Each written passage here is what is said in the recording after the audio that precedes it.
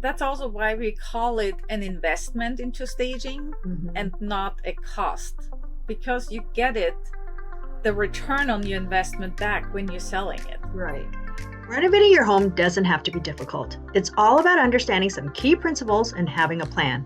Welcome to the Behind the Renovation podcast. I'm your host, Alice T. Chan.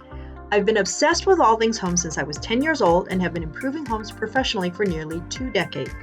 This podcast is dedicated to helping you navigate the messy and the magical when it comes to home improvement. Consider this the real talk, behind the scenes, not the produced plot twists of home and garden television shows. Each week, I'll share my tried and true tips, lessons, and interviews with real people just like you who have renovated and lived to tell about it. Get ready to ugly cry happy tears as you do the happy dance. Okay, let's do this. Your new and improved home is waiting. If you're in the process of selling your home or preparing your house to sell, this season of the Behind the Renovation podcast is perfect for you.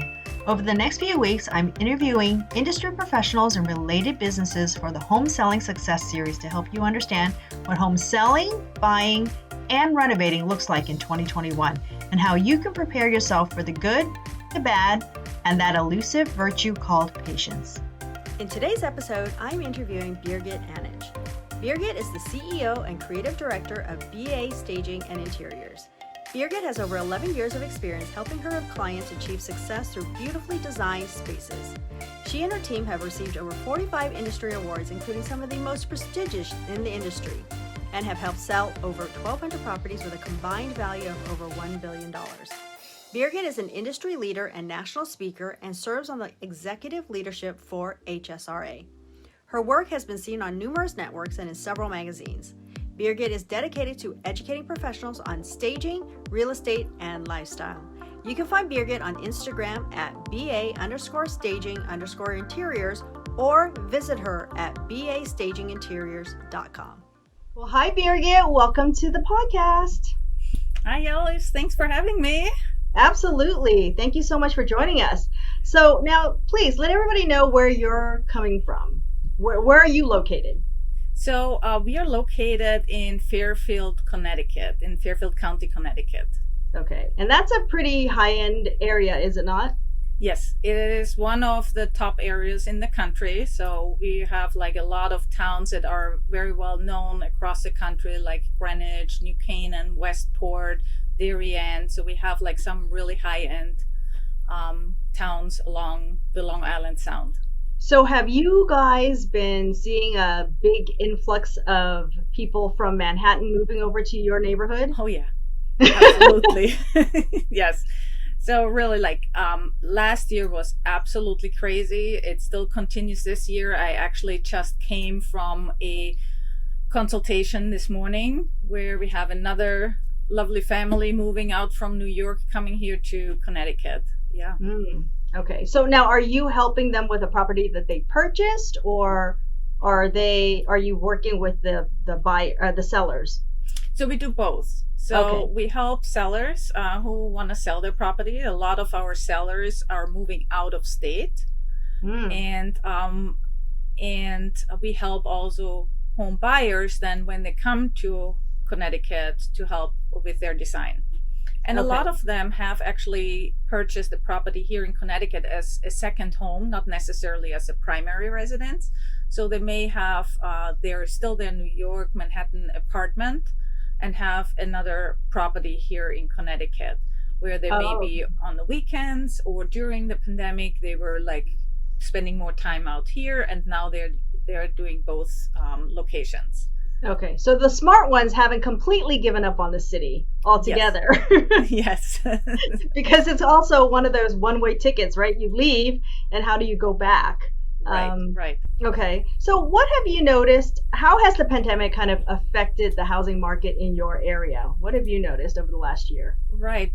So basically, because of that influx of buyers from Manhattan, we have a huge change in the real estate market, in the sense that before the pandemic, we have seen like houses taking quite a bit of time to be able to sell them. And over the sudden, overnight, swoop, they are sold so quickly in comparison to how it was before. So houses are now like for our market. I was just looking yesterday at some statistics. We have like 75 average days on market right now, which is down from last year 31%. So which is like a huge improvement, quicker selling, quicker the properties quicker.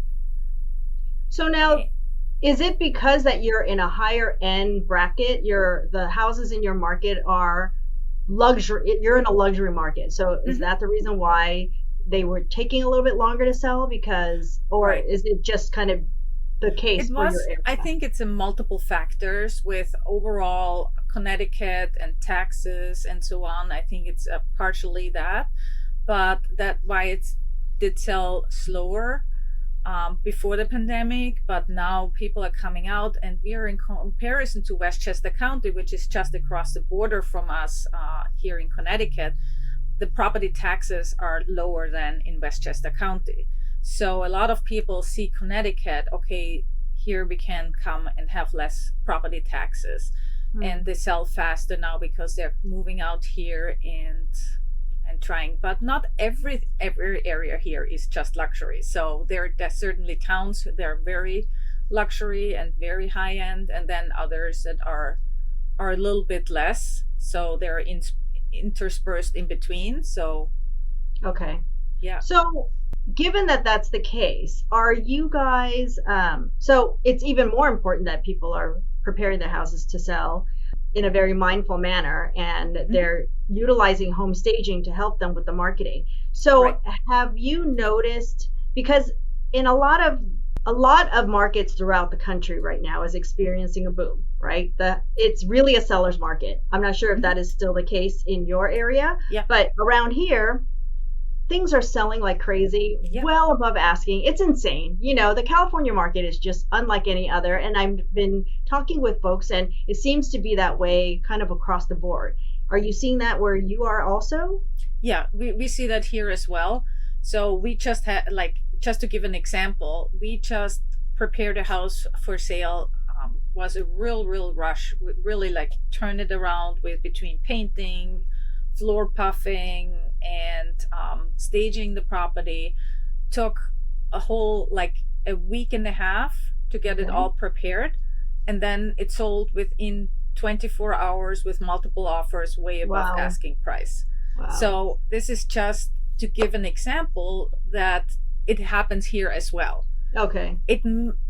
I think from what I hear, but that's more hearsay than based on actual research of facts, is that it seems like California seems to be even more insane in this regards than Connecticut. But Connecticut, we haven't seen that really since the housing crash. We haven't seen an upswing in the real estate market like the one that we are in right now since the pandemic. So we haven't seen the pickup. Connecticut was one of the few places where it really didn't pick up the housing market until the pandemic happened. So interesting. It was very interesting to see. So in that case, when you are helping your clients put a house on the market, what is it that you're advising them to do so that they are getting the right eyeballs on their specific property? Because if you're not in a market that, honestly, people feel like they don't need to do a whole lot here, and we can talk about that in a little bit, but because your market wasn't as active, let's say, what is it that you guys do to make sure that every single house that goes on the market is shown in the best light possible? So the clients that work with us, we always work with them and consult them. Okay, you have options. You have options of putting the house on the market as is. Everybody has that option.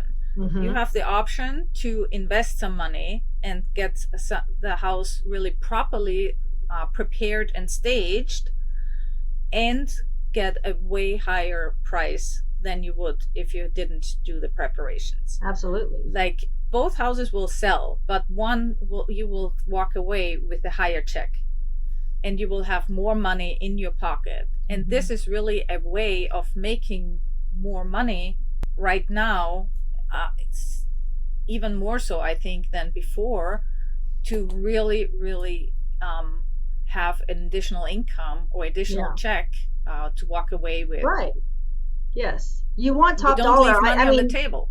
yeah, I give me all the profits, right? Like Right, right, everybody looks at real estate as a not just a home, but really it's an investment, and they right. need every dollar out of that particular project. Doesn't matter, if you have millions of dollars in the bank or if you only have a dollar in the bank. Everybody wants every dollar they can out of Right. their investment, because then you can take that and put it towards the next property or whatever the Right. case may be, right? Yeah, I know you could people who put it are towards the college education exactly. of your kids. It's I like was just whatever. going to say that. Yeah, Yeah. there is so much that you can really like and staging really helps you to achieve that, Mhm. because you increase the perceived value of your property, and buyers don't want to buy projects. They want to buy a home where they can immediately move into. They don't want to wait, buyers, to, oh, I don't even know if they're first time home buyers. I don't even know how to call a painter, especially when they're coming from Manhattan up to Connecticut.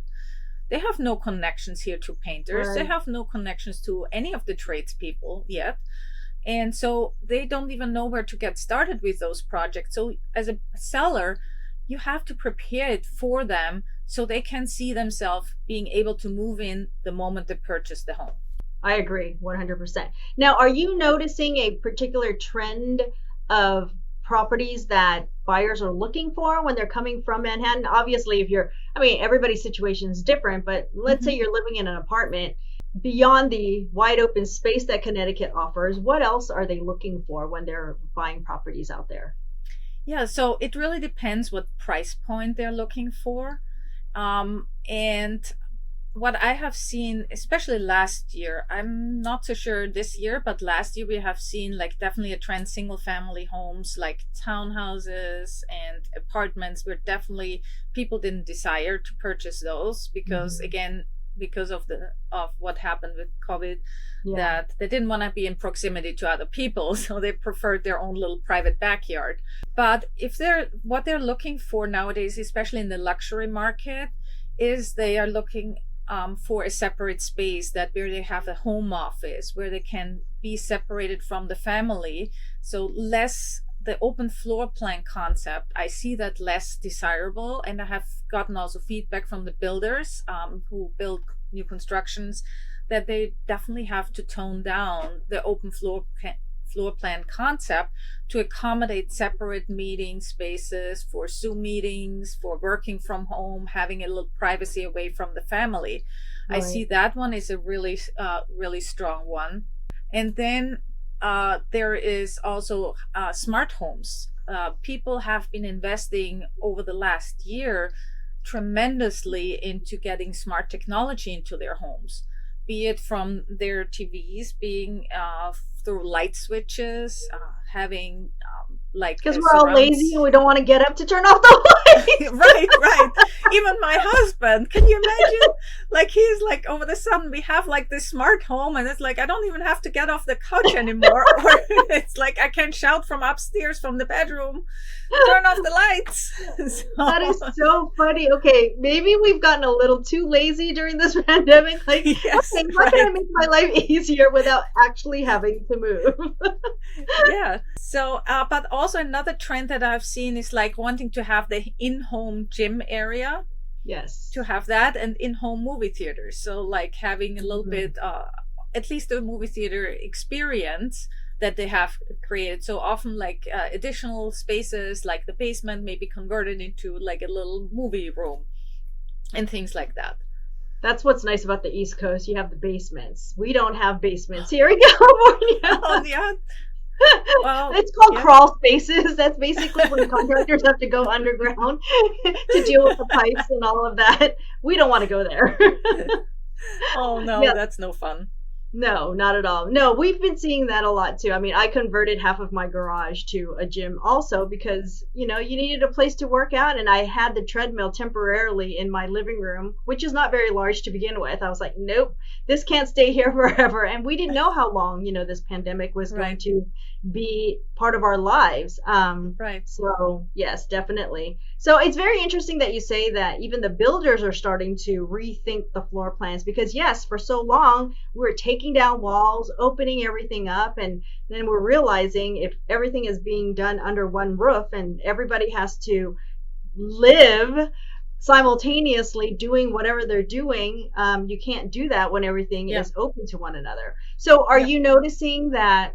I don't know how they would do this because usually builders already have floor plans in place and they've got everything permitted specific to those floor plans. So are they completely rethinking it and starting to create walls so that they can delineate spaces? So in our area, we don't have, in the lower Fairfield County area, which I am in, most of the houses that are being built, because the land is scarce, there is not really a lot of development land available. Okay. Where you can just build up one house next to the other that's pretty much the same floor plan. Okay. So most of the houses are like, a lot of them are single lots that being bought up and the house being torn down and the new house appears that's double or triple the size than on the small lot. So in the end, like they're custom architectural designs. So in that sense, they can then accommodate these new thinkings into the. That would be very interesting. What do you see trending? Like, what are the design aesthetics that are popular where you are? What I see here is a lot with natural woods and whites and natural woods and organic flows right now. That's for the new constructions. Okay. Obviously, if you have an older property, it's hard to bring it up to this particular standard. It takes more effort and more money, because you need then the wider wood floor planks in order to accommodate. You can't do it with those small ones, right? To achieve that same effect that's nowadays. But that's really very popular here. Love the black windows, and so it's very coastal. Hamptons, a little bit influence from the Hamptons here. Okay. And the blues and the natural. So with staging a property, what are some tips that you have, like some must-haves, right? Because we all know that first impressions are everything. It was very interesting, actually. I just was speaking with somebody who was interested in upgrading his restaurant. He owns a restaurant, and even though he has like 1,500 5-star reviews on Yelp, the restaurant's appearance is what's turning people off. So if people don't know about their food, but they see the 5-star reviews on Yelp and they go there, they're turned off by the restaurant itself. It used to be a fast food restaurant. He didn't have a lot of money to upgrade it, but and I did take a look at the photo, so I will be helping him with that in up-leveling that look, because first impressions are everything, right? He said people just look and they are turned off by the appearance, so therefore they don't necessarily want to stay and have dinner there or have lunch there, whatever the case may be. And I told him, that's very much like selling a home. If you have a, whatever the price tag is, and it depends on where you're located, whether it's a $500,000 house or a $2 million house, there's a certain level of expectation when you're walking through the front door, or as you're even as you're going up to the front door.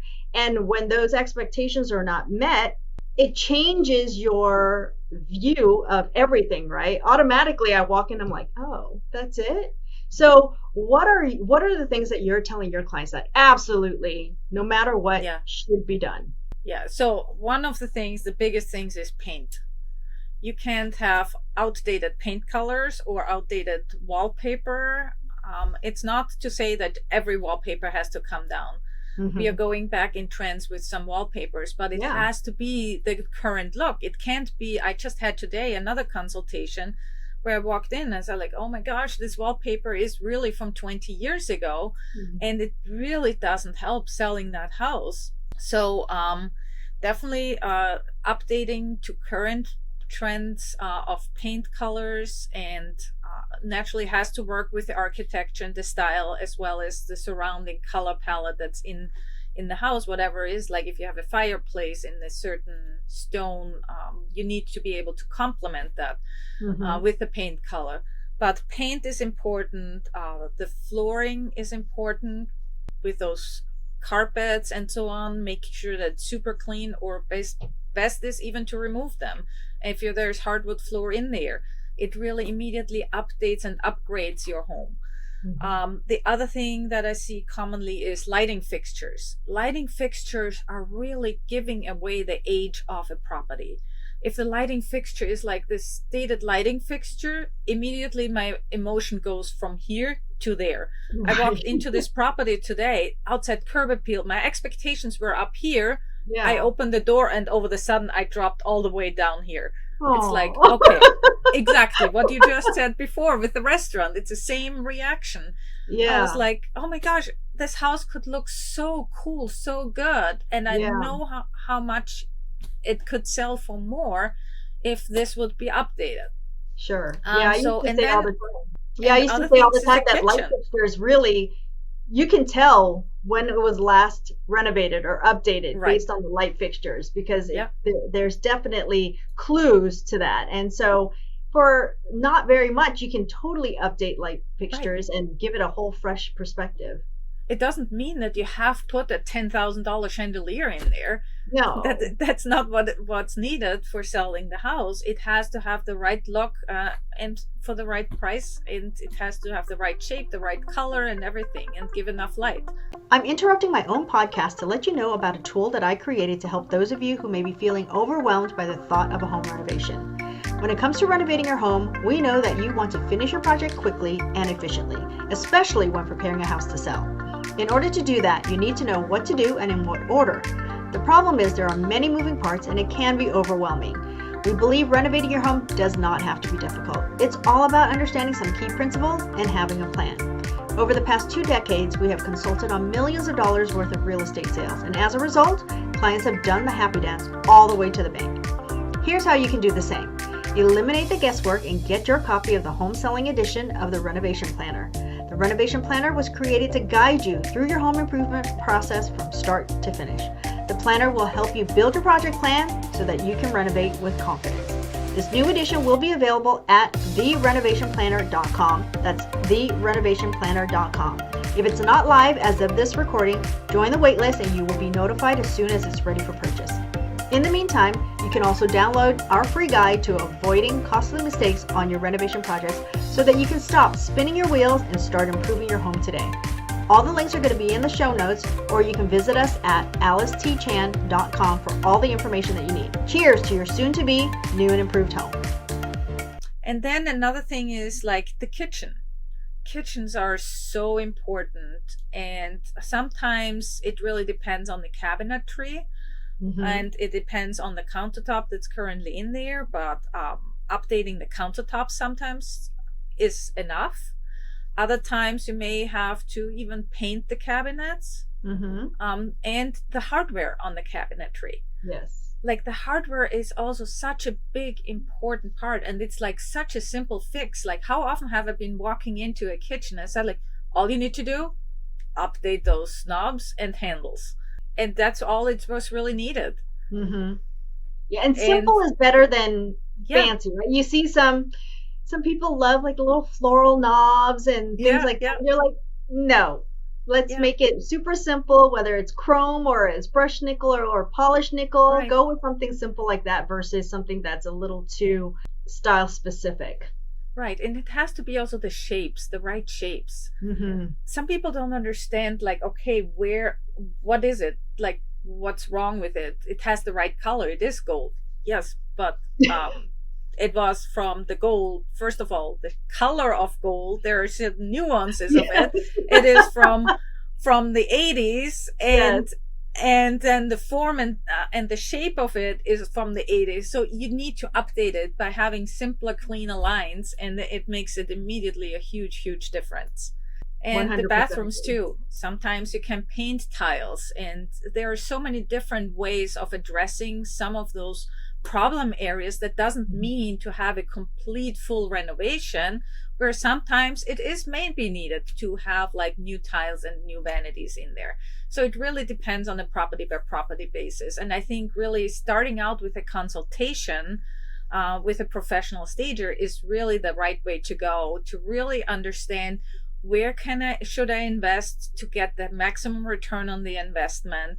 And so you have the blueprint of what needs to be done and how to get that maximum dollar amount at the sale of the property. Now, have you come across anybody that just does not believe in it, does not subscribe to this methodology for getting their house sold? Yeah, I had a tough conversation this morning, Okay. even though she called, and even though they called us to make an appointment, at one point I was turning over to her. So since you're like basically questioning everything that I'm just telling you, what am I doing here? Right. Why did you call me? Yeah, why did she call you? She needed validation that she didn't need to do anything? Is that what it was? Yes. You're like, listen, you don't have to do anything, but you're not going to get what you think you're going to get for the property, right? Exactly. You're going to get what you put into it. And actually you're going to get significantly more than what you put into it, generally speaking, because the overall value of the property skyrockets when it's shown well, right? No, that's why I think sometimes people do need to maybe get people who actually know them to walk through the house and tell them, listen, that's not cute. You think it's cute, it's not cute, or your house does not show well, or would you pay the price that you want to sell for this property if you were to purchase it again? Right. Yeah, and that's why, but that's also why we call it an investment into staging and not a cost, because you get the return on your investment back when you're selling it. Right. And I also think that beyond staging, because I love staging, I think staging is extra important in every situation, but it's like that cherry on top. Before you even get to the staging part, like, you have to also evaluate what your property itself is offering to your buyer, because at the end of the day, once the house is sold, the staging is removed from the property and they're going to be left with whatever house they bought. Right. So what did you leave them that is of value, right? And so that's where some of these home improvements become even more important. The lighting, the countertops, the cabinetry, the flooring, those things that actually stay there and they're going to either live with or would have to replace at some point. Yeah. So no, I completely agree with you. And in the end, that's why when we do a consultation, we look at it always from 2 points of views. One is the home condition of the home. Does it need any updates and upgrades? And the other one is then the showcasing of the property, which is then the actual staging, the furniture, decor, and all that stuff. Right. But that's why the 2 angles, looking at it from 2 angles, that's where it all comes together. Both together will increase the perceived value of the property if both are in alignment with each other. Yeah, understood. Now, are you guys experiencing in the East Coast what we're experiencing over here, which is a little bit of a difficulty getting materials? I mean, it's really hard where we're at to get materials now. So if you're wanting to do some of these home improvements and even buying furniture, I've had a bed that was on order since last November. We're still waiting for it. I don't understand why it's taking so long. Honestly, I'm like, we could have built one. It would have been done already. But it's with a major retailer and they keep throwing discounts at us. And, the homeowners are willing to wait. But it just seems a little ridiculous. We're like 6 months out now, almost 7 months. So is that something that you're experiencing over where you are as well? Yeah, I think that's a nationwide problem right now. It doesn't matter where you are. So, and the prices have skyrocketed. Lumber has skyrocketed like crazy, which we see also reflected then in all sorts of other, not just in the building materials, but also in the furniture and so on. So it's reflected everywhere. So, yeah. So you got to warn the clients in advance, don't expect to receive anything right away. Patience is really number one at the moment. And that's not right now. You have to work with what's in stock and not what's on order. Well, it's so funny we're having this conversation because literally just 30 minutes before we got on this call, My contractor went to go pick up the flooring that was ordered, was supposedly in stock. It's been paid for. And he goes there and there's no stock. And I'm like, I don't understand.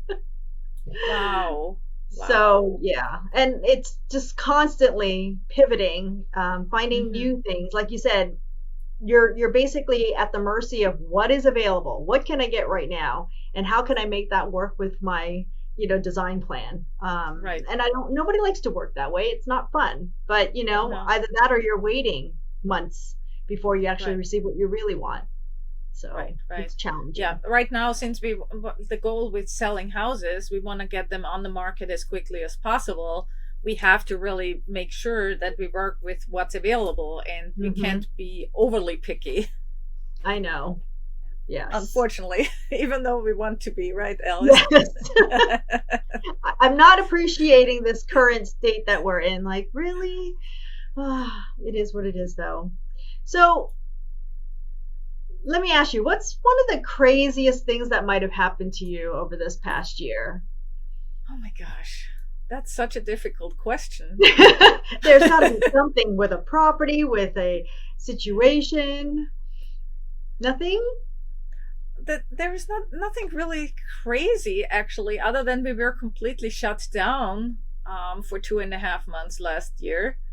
And we had to pivot, and we were, like many others, like doing completely virtual consultations. So we had this client who is actually out of state. We were doing consultation all via Zoom. She was walking with her phone through, showed us everything. I said, move this here, move this there. And I was like pointing as if I was standing in the room, but I was in front of the camera so, on my end. And we were talking it through, and said, like, you have to exchange lighting fixtures, you have to do painting this in this color. So we're doing everything remote, and they really executed it all. Oh, okay. In That's between, cool. they got a little bit frustrated. I think it would have been much more beneficial if you were here, because it was a little bit harder. As like, yeah, I know, I wish I could have been there too, but unfortunately we can't. But in the end, it all worked out nicely, and they got an offer within a few days after they had it on the market. That's great. It was above asking price, so they were super happy. Interesting. What's the largest home you've ever staged in your area? That was like a little bit over 10,000 square feet.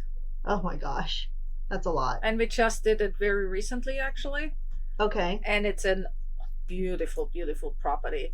It was like an old rustic property with huge, like, I think the ceiling height is over 25 feet ceilings. Wow. And huge rooms with wood beams. It's really, really amazing. You can go to our website and take a look at it. Yeah, I love to look at houses at different parts of the country, and obviously I love to compare pricing, which, the way I see it, almost anywhere else you can get way nicer homes than what we can get in California for the same amount of money. Yeah. Just because, and then I feel like the East Coast has homes with a little more character than what we have here. They just don't have a lot of personality. You got to really infuse that in there on your own. Well, you have, though, on the other hand, you have some really, really cool properties that are so much forward, more contemporary properties that we don't really see much here at all. Okay. So I love those contemporaries. So I'm envying you on in California. I guess it just depends on what you always want what you don't have, right? It's always greener on the other side of the fence, right? And then it's so funny because people here are like, oh, I hate all these. It's so funny when you talk to people in as you go through neighborhoods and you see all these modern homes, all these modern structures going in, and then you've got people that, oh, I hate those. They look so cold and uninviting. And then you've got other people over here saying, oh, I love those, and because you don't see it, right? So. Yeah, I wish like we would have like somewhere an area where we have like a good mix of both of those. Yeah. Where East Coast meets West Coast and both of them are intermixed with each other. Where would that be? I know. I wish. That's why I say I wish. Yeah, I know. Interesting. Well, thank you so much. I appreciate you taking the time to talk with us and tell us a little bit more about your world over in the East Coast. And, hopefully hopefully things are opening back up for you guys and things are going back to the new norm. And yeah, we are actually. We are just got released from mask free. Oh, really? Okay. Yes, just on the 19th of May. Okay. Just reopened, yeah. I don't think we're quite there yet. Soon, though. It's not completely mask free. So in stores and so on, and the people here are really good, and for the majority, have been throughout the pandemic, really good in wearing masks. There's only these little outliers. Yeah. But overall, even now with the lifting, people are still using the masks very much, and we have a high vaccination rate, so we are ahead of most states. Yeah. So which is really, really good. So we are really excited. Yeah, I'm excited that overall nationwide that things are starting to open back up and people are able to kind of resume life, whatever that means to them, right? So, Right. I mean, there's still a lot of catching up to do, but Oh yeah. I'm glad that we're moving in the right direction. Yes, absolutely. And thanks so much, Alice, for having me. Thank you. Good luck for the rest of the year. I'm sure you're going to be keeping busy and doing great things and helping people make lots of money if they listen to your advice. Absolutely. Looking forward to helping them. So thank you so much, Alice. You just tuned in to an episode of the Behind the Renovation podcast. If you enjoyed today's episode, be sure to leave a review on iTunes and don't forget to share this episode with your friends on social media. Just make sure to tag me at Alice T. Chan on Instagram. For all the deets from today's show, visit us at alicetchan.com, click on podcast, and access all of the show notes from this episode. Imagine me raising a glass to you, a mug in this case, to your renovation journey.